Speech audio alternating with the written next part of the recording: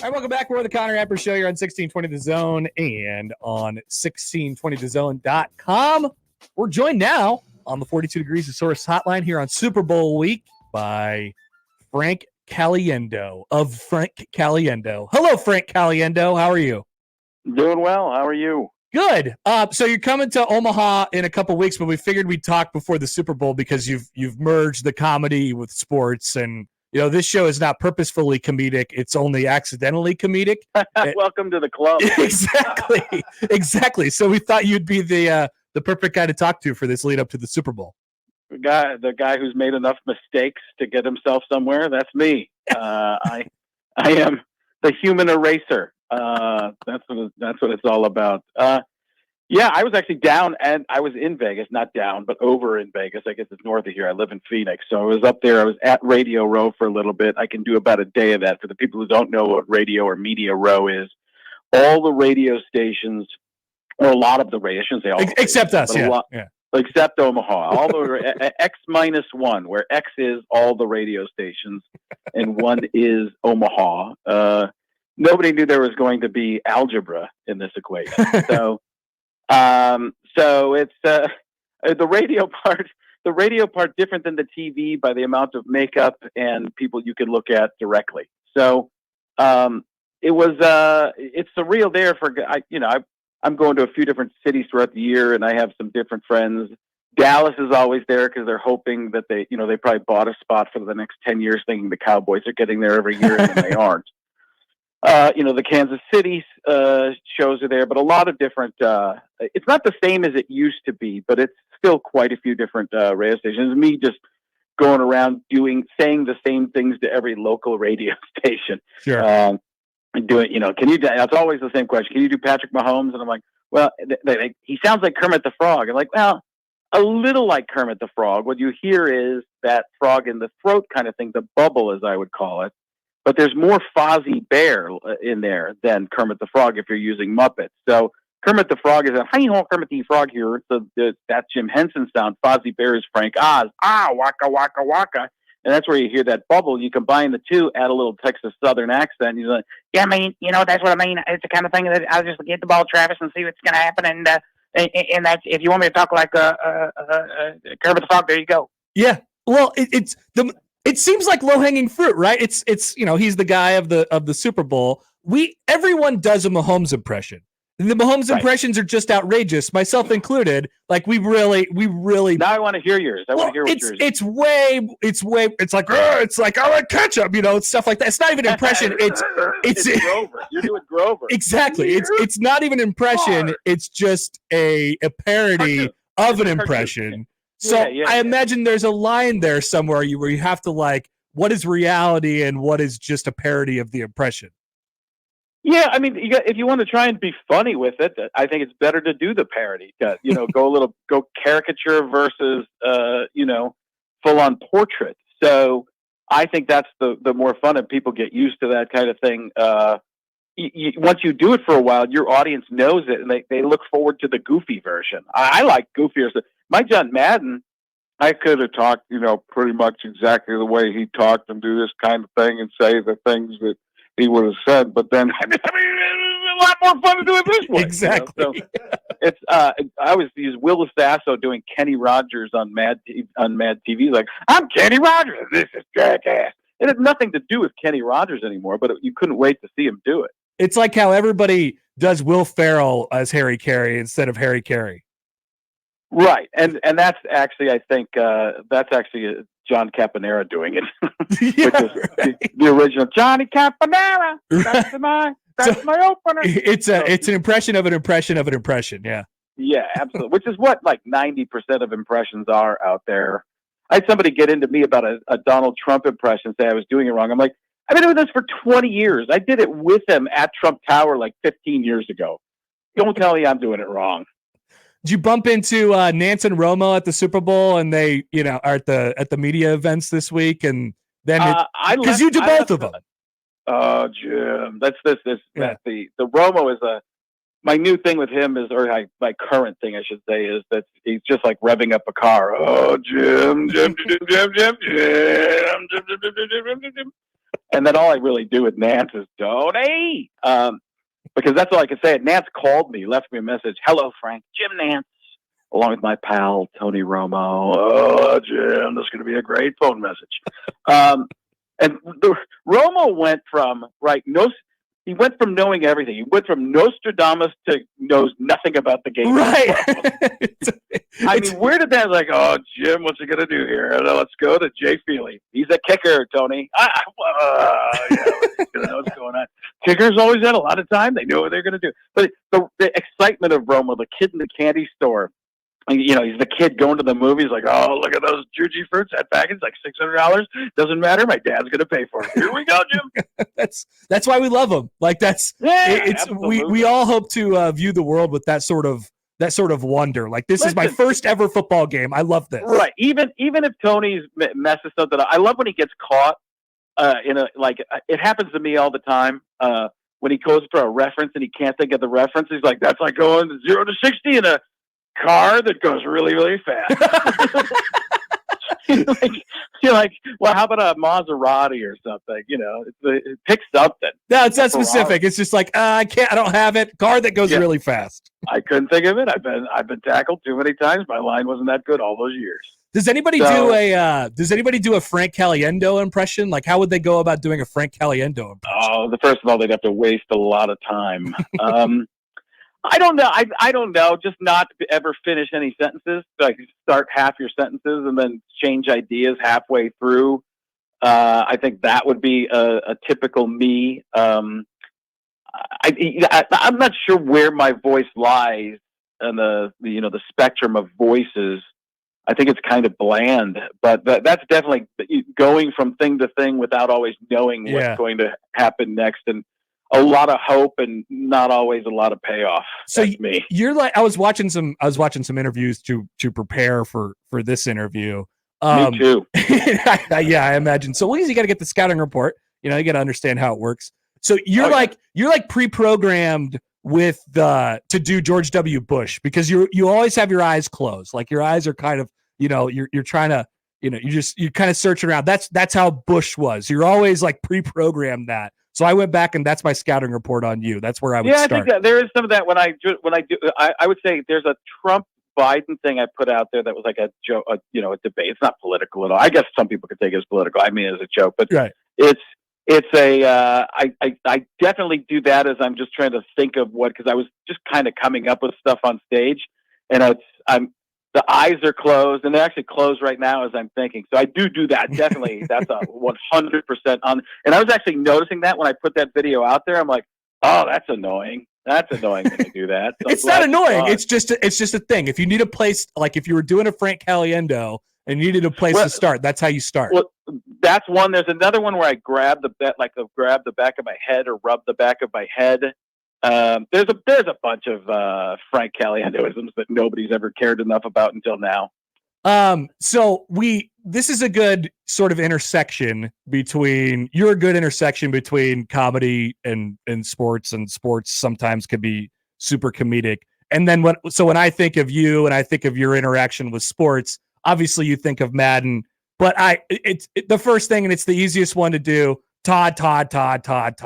Every single time. Yeah. So how much NFL draft coverage did you have to watch before you're like, oh man, there's really something here. This guy's a huge character, and I have to do something with Mel Kiper. I would say I didn't even have that impression really until the day we first shot that one. It kind of took over the NFL draft that year. Yeah, ESPN played it the first time I ever did the Mel Kiper Jr. impression on TV, as though it was part of the draft. They didn't announce it as a comedic bit or anything. And people who were hearing in the background were like, what's going on? Kiper, is he on, some kind of, stimulant or something? He's going crazy. So, that's just how he is. Yeah.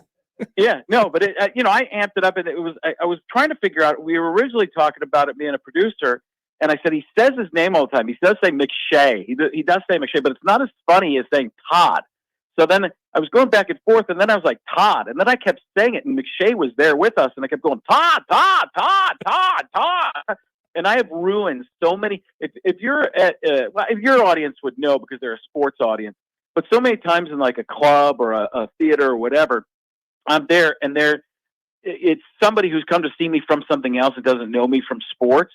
If their name is Todd and they've worked in a cubicle their entire life and doesn't really know about sports, and somebody walks through the office and goes, Todd, Todd, Todd, Todd, I just say, you're welcome. It's just reflexive. You can't do anything about it. That's the way it is with any Todd. Todd, yeah, Todd. Got nothing to say, Todd, but say your name over and over and over, hit the D hard. Todd. Yeah, in a way, you've like ruined all Todds. How do you feel about that? Oh yeah. It's Todd-tastrophe is what it is.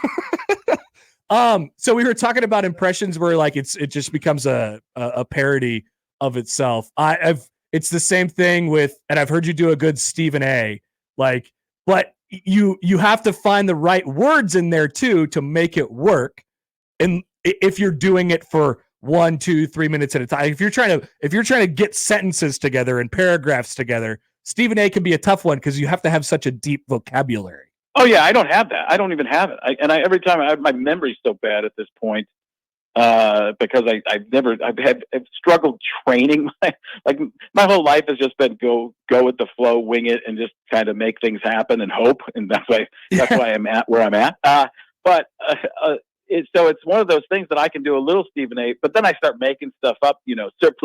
Superfluosity. I understand where we're coming from with some of these things, and I know when he gets serious, it's the best because he starts to whisper. I understand where you're coming from with some of these things, and then he gets loud, and then he comes back. So, but yeah, that's those. I started up making up words with him because I couldn't remember all the big words. So and he told me that he did that because he had like a stutter as a kid too, kind of like Bill Walton.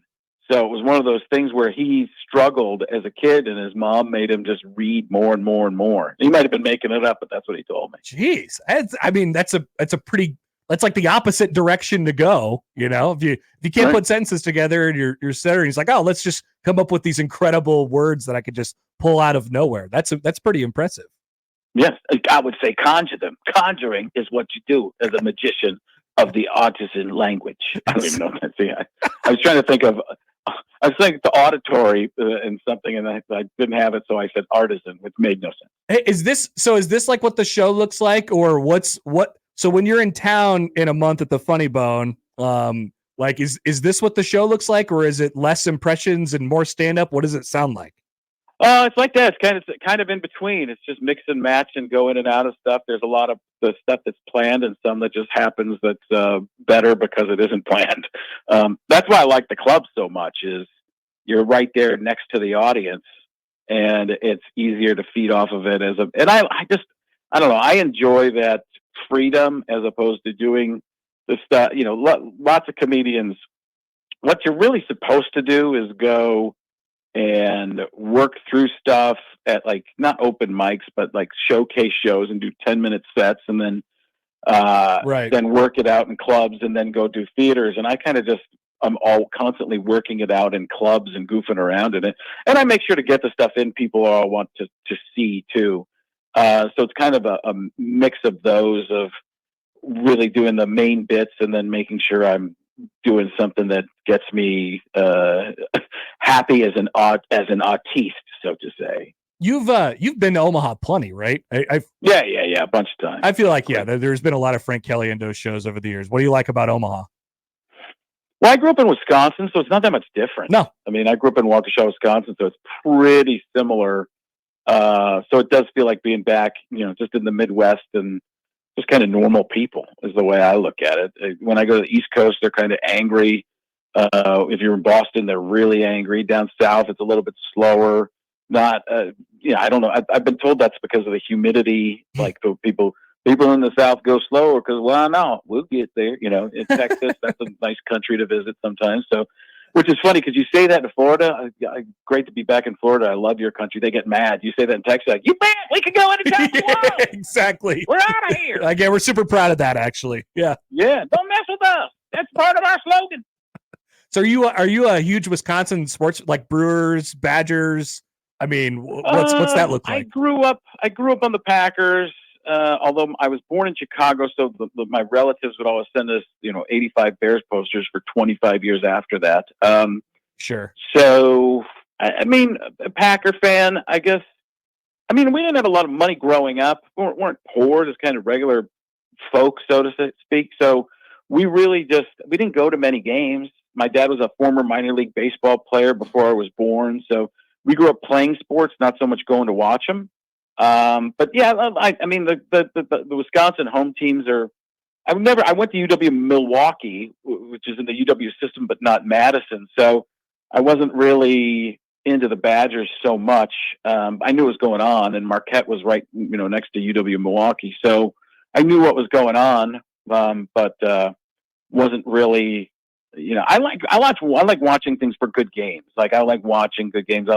That's the type of stuff I really enjoy. I don't so much. I'll find myself rooting for a team in the middle of a game if somebody's playing really well. I'm like, oh, I hope they, But I was watching Brock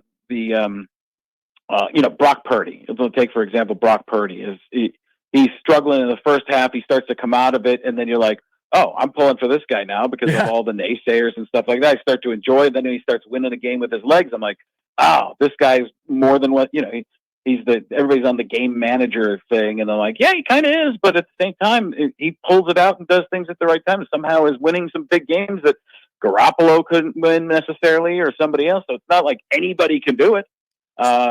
He just doesn't have the big arm or the big, super speed. And you look at him next to these elite athletes, some of them playing the same position, some playing others, and you go, who is this guy? Anybody could do this. And like, nah, they can't. My son contends that he could go in and win one game for the San Francisco 49ers. Something you could not. No, I don't think so. No, I don't think so. You would be destroyed. We got a caller earlier in the show, and we're surrounded by a lot of Chiefs fans here. And there are Chiefs fans that are apparently angry that the 49ers fans think that he is now too good, that they have gone too far in the other direction, that he is too good now, and they need to be put back in their place. So that tells you a lot about Chiefs fans and the whole landscape in general. I'll tell you the only thing. I feel like I'm rooting for the 49ers right now just because this is going to make Chiefs fans, that might make them mad, this might make them happy. I just feel like the Chiefs are going to keep getting there. I know. I just feel like it just feels like they can keep doing it. I don't know if the 49ers can. The Chiefs seem to have been, they were underachievers early and got on a roll. They're on the roll. I still don't feel like the 49ers have played great. They peaked really early, got out of it, and then kind of came back and were winning ugly at times. And I know the Chiefs have not played, like out of their minds. They've just been playing well, but they don't have the weapons they once had. So it'd be fun. I'm sure I'll change who I'm rooting for 3 or 4 times during the show. Yeah, you're Rob Lowe with just the NFL hat on. You're like, I hope everybody has fun. This will be great. Or Drake, but not the recent video. No, not that one. Well, okay. So are you going to make an official pick, or are you just going to flip flop around until we get there? I think I did the other day. I think I said 20, 27, 24 49ers. So that should ensure that the Chiefs win. Are you going on any more? Are you showing up on any of the pregame shows that we're going to have for the Super Bowl this weekend? No, I got nothing. I'm out of there, man. I've done. Time for the new people to come in and try and do that and get the hate emails. That's good move. Good move for you. Well, we're looking forward to you being in town for in a month here or so. I think it's March 1st and 2nd, Omaha Funny Bone. They have their website, or you can go to frankonstage.com and it'll link to their website and you can get tickets. So 3 shows, March 1st, that's a Friday, and then 2 back-to-back on the night of March 2nd. That day, Creighton is playing Marquette, coincidentally, which will be fun, and I assume you'll be just Joe sports fan at that game wearing a generic shade of blue, rooting for both teams to have fun. I'm a Creighton fan. I'm a little bit of a Marquette fan, too. I just waver. I'm the worst. But I do Kalkbrenner and Shireman, those guys. I know. I think that's. They lost in overtime the other night, right? Lost in overtime last night. Yeah. last night I saw the score. I didn't see the game last night. I was getting some rest for this interview. But yeah, I love their coach. I was going to try and call over there and see if I could go watch a practice, because I go and watch some of these Division I practices. I love to see the differences of how some of these teams practice and what they're like, and how the different coaches coach and the systems and stuff like that. And sometimes they let me, sometimes they don't. But yeah, that's a great. Creighton is a fantastic program. And Marquette's really good too, but that's a great game. I'm really looking forward to it. Well, you could join the club. You could be like Sandler and wear the Creighton jersey out in public, get some shots up. Yeah, I'm sure somebody from over there is listening. And I'll go do it. Yeah, somebody's got to be listening, right? Yeah, we can get the message out. That's for sure. Go on and shoot some threes and not maybe before the game. I don't feel like I've gone to throw a first pitch before and the ball went backwards. That kind of thing. So. Frank, this is great, man. I appreciate you doing this. Maybe we'll talk to you in a few weeks when you're in town. Once again, frankonstage.com. 3 shows at the Funny Bone, March 1st and March 2nd. Enjoy the game this weekend. We'll talk to you soon. All right, thanks. Frank Caliendo, once again, at the Funny Bone, March 1 and March 2. Seamlessly, right? See, that's the thing. Just going through the impressions, and like I was... It was in and out and in and out. And so we hope that when he's in town for the show that we can get him in here, because it really makes a difference when you can like see him working through all of these things, and he does some of the facial expressions too. Like I said, I watched a whole bunch of stuff last night with him. But yeah, he's less around he's less present, I guess, now in the sports like realm than he was when he was doing Kuiper and Madden and all that stuff. But why does Frank Caliendo hate my team? He obviously loves sports, and wants to, and has thoughts on them. And with the thoughts come impressions, even if they're horrible ones, like us doing Patrick Mahomes, or me doing Patrick Mahomes, or me trying to do Stephen A. Smith or something. I love that he said that if you're going to do a bad impression, just do a parody of an impression, and that will just ham it up as much as you possibly can. Give you cover. It's great. Yeah, that's my whole thing, because I clearly am not talented enough to do it. Okay, so once again, March 1st and March 2nd at the Funny Bone for Frank Caliendo. Should be a fun show. I was watching a couple stand-up bits last night. It's pretty dang funny.